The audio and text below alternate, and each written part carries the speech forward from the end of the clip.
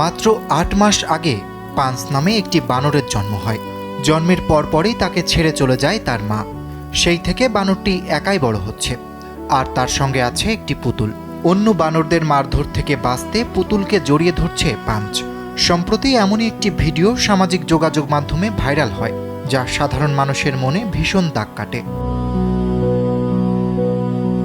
জাপানের টোকিওর ইচিকাওয়া সিটি চিড়িয়াখানার এই ভিডিও ভাইরাল হতেই শুরু হয় আলোচনা।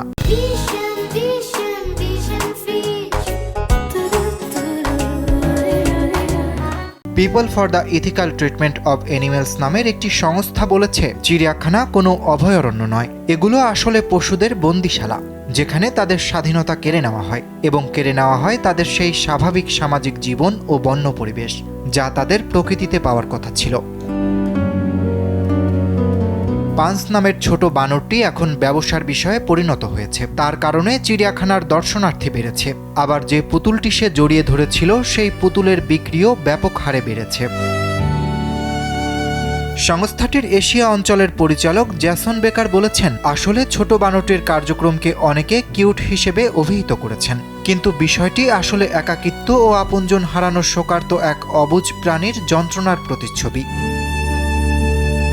যদি প্রাণীকে তার সঠিক জায়গায় বাঁচতে না দেওয়া হয়, তাহলে পাঞ্চের মতো বানররা এমন কঠিন পরিস্থিতির শিকার হতেই থাকবে। তিনি বলেন, যতক্ষণ পর্যন্ত চিড়িয়াখানাগুলো প্রাণীদের কেবল বিনোদনের বস্তু হিসেবেই দেখবে, ততক্ষণ পাঞ্চের মতো প্রাণীদের এভাবেই বন্দিশালায় কষ্ট পেতে হবে। তাদের প্রকৃতিতে ছেড়ে দিতে হবে, যেখানে তারা প্রাকৃতিকভাবে বড় হতে পারবে।